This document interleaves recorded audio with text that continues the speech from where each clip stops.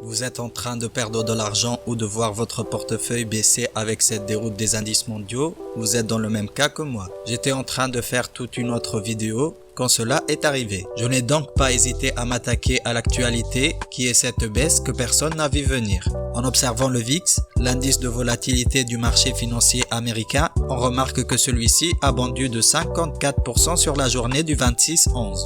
Savoir quoi faire lorsque les actions baissent est crucial car un krach boursier peut être mentalement et financièrement dévastateur, en particulier pour les investisseurs inexpérimentés. Lorsque le marché boursier est en baisse, cela peut engendrer ce qu'on appelle des ventes de panique, ce qui nuit à votre portefeuille au lieu de l'aider. Pour vous donner un ordre d'idée, personnellement, au moment où le CAC 40 perdait 3,81%, mon portefeuille perdait 1,94%. Ce n'est pas la fin du monde quand on voit la performance de mon portefeuille que je détaille d'ailleurs dans la série de vidéos Mon portefeuille boursier PEA, que je vous invite à visualiser d'ailleurs, mais il faut savoir rester solide quand on voit nos gains s'effacer et je vous avoue que ce n'est pas facile.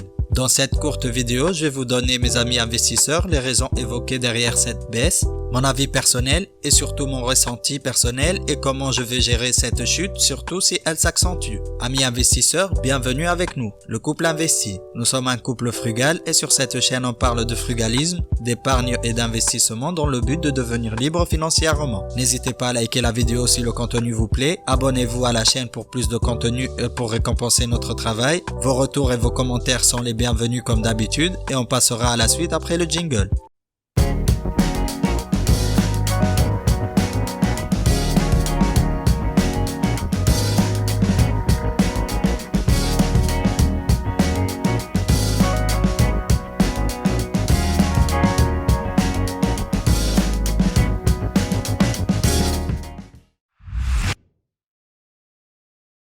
Au cas où ça vous a échappé, on a assisté aujourd'hui à une vente massive sur les marchés mondiaux, des actions aux matières premières et les actifs des valeurs refuges se sont redressés. L'indice Eurostoxx 600, composé des 600 principales capitalisations boursières européennes, a baissé de 3,67% durant la journée du vendredi 26. L'Eurostoxx 50, qui regroupe les 50 sociétés avec la plus grande capitalisation boursière au sein de la zone euro, a perdu 4,74%. Le CAC 40 a perdu la même bagatelle de 4,75%.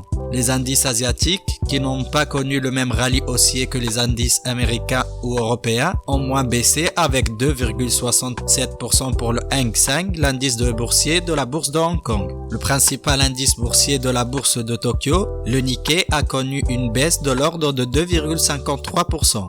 Aux États-Unis, le Dow a perdu 2,53%, presque pareil pour le S&P 500 et une baisse de moins 2,09% pour le Nasdaq 100 qui contient quand même des actions qui peuvent profiter de la dégradation de la situation sanitaire et du retour du Covid.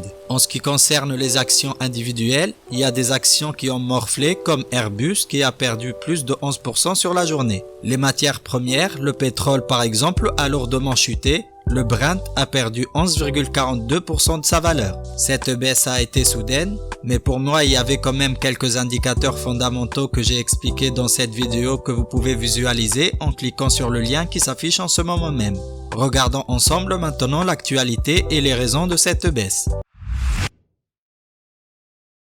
Cette chute de ce vendredi intervient à la suite de l'apparition d'un nouveau variant inquiétant en Afrique du Sud. Il s'agit de la plus forte baisse depuis le 18 mars 2020 et la mise en place du premier confinement en France. Ce nouveau variant est en effet la combinaison d'une trentaine de mutations identifiées alors que le variant Delta ne comptait que 2. Ce que craignaient les investisseurs en majorité est la capacité de ce variant à résister aux vaccins actuels et aux traitements. À cela s'ajoutent les tensions sino-américaines et la guerre commerciale comme la dernière en date qui concerne Didi, l'équivalent d'Uber en Chine qui va peut-être être contraint de se retirer de la côte américaine. D'ailleurs, si vous êtes intéressé par les actions chinoises, j'ai fait une vidéo à ce sujet que je vous recommande de visionner. Comme vous le savez donc, la bourse a horreur de l'incertitude et avec ce variant sud-africain dont on connaît pas grand-chose, à commencer par savoir si, oui ou non, les vaccins restent efficaces, les investisseurs ont été servis.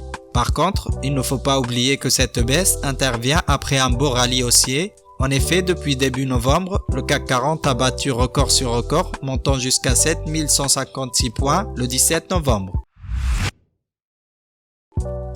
En ce qui me concerne, honnêtement ça m'agace de voir une partie de mes gains disparaître sur une seule journée et la performance de mon portefeuille baisser, mais je sais que c'est la règle du jeu. Mon portefeuille PEA ne constitue pas la totalité de mes investissements, mais une petite partie et j'investis dedans sur un horizon de long terme. Donc je sais que ça finira par monter si je fais les bons choix et si je garde mes actions et mes ETF, je ne vends pas quand pas mal de monde panique et commence à vendre. Cette vision de long terme me permet justement de percevoir une forte baisse du marché comme une opportunité plutôt comme une menace qui anéantira ma plus-value durement gagnée. Pendant les principaux marchés baissiers, pas mal d'investisseurs vendent des actions sans discernement, quelle que soit leur qualité, offrant une opportunité d'achat à des prix et à des valorisations attractives. Pour mieux comprendre ma logique, je vous laisse regarder la vidéo que j'ai faite à ce sujet pour ne pas me répéter. Mon portefeuille baisse, que faire? Amis investisseurs, j'espère que vous n'êtes pas en train de perdre gros en ce moment. Si vous êtes nouveau, surtout n'investissez pas en bourse que les sommes que vous pouvez perdre et dont vous n'avez pas besoin dans l'immédiat et gardez un esprit de long terme. Abonnez-vous s'il vous plaît pour plus de conseils,